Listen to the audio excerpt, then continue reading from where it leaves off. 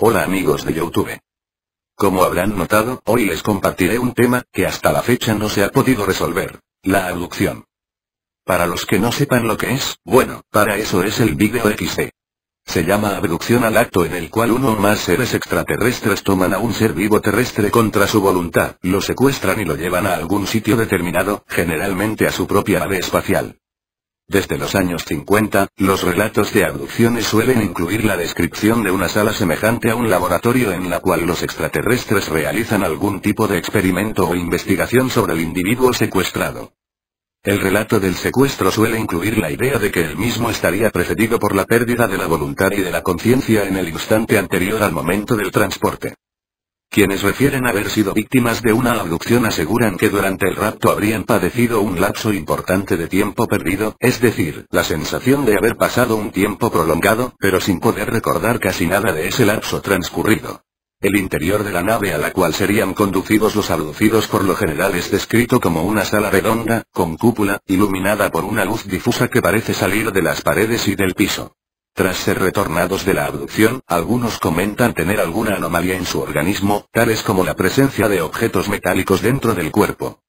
Otros puntos en común serían pesadillas reiterativas, cicatrices o marcas en el cuerpo de origen desconocido, sinagesia, fobias repentinas a objetos, olores o ruidos.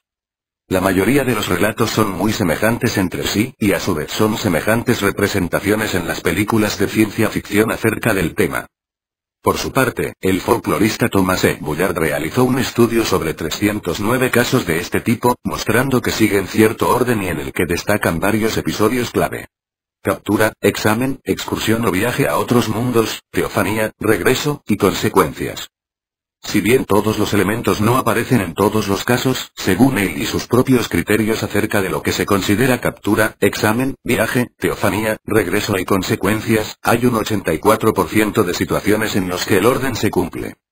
Una característica común a quienes alegan haber sido abducidos es la amnesia, llamada tiempo perdido en el argot que popularizó el escritor neoyorquino Bud Dawkins, autor del libro Missing Time. Esta amnesia casi siempre impide a los protagonistas recordar el meollo del incidente.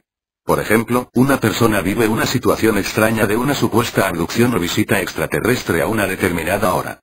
Más tarde, al mirar su reloj, ve que han pasado varias horas pero no recuerda bien qué ocurrió en ese lapso. Lo ocurrido durante ese tiempo perdido supuestamente puede saberse mediante regresión hipnótica, mediante las cuales se somete al abducido a un estado de relajación en el que las imágenes que la memoria consciente se resiste a recordar afloran progresivamente. Es muy posible que el abducido recuerde el principio del episodio. Por ejemplo, una luz muy fuerte que le cierra el paso mientras viaja de noche en su automóvil. Mediante la regresión hipnótica, profesionales como el hipnólogo e ingeniero estadounidense James Arder han conseguido obtener relatos de varios centenares de abducciones. Este investigador llegó a estudiar 104 casos, de los cuales un 39% eran varones y un 16% se trataba de niños acompañados de adultos. El 50% eran personas en situación de desempleo o trabajadores no especializados, un 10% oficinistas y alrededor de un 5% estudiantes universitarios. Según el autor, esto implica un nivel ocupacional o educativo relativamente elevado. La mayoría de los relatos son parecidos entre sí y suelen seguir el patrón de las historias difundidas y puestas de moda previamente por los medios de comunicación.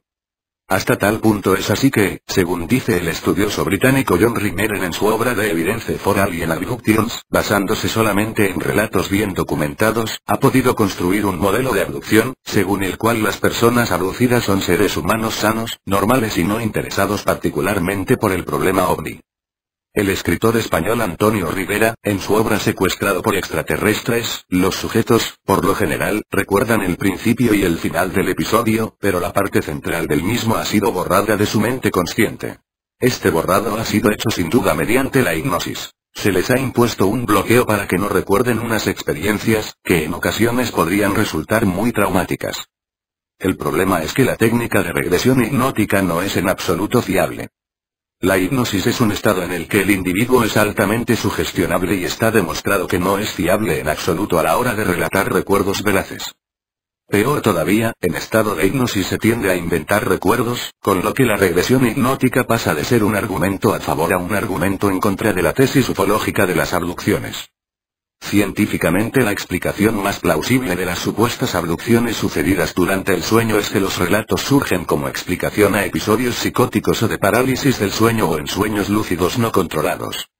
En general las alucinaciones que se tienen durante la parálisis del sueño, serían sueños con algunas de las características de los sueños lúcidos, que se perciben reales mientras sucede el fenómeno. Pero que sin embargo al despertar las personas que creen haber sido víctimas, recuerdan el hecho como real, llegando incluso a reconocerlo como un acontecimiento vivido realmente durante el resto de sus vidas.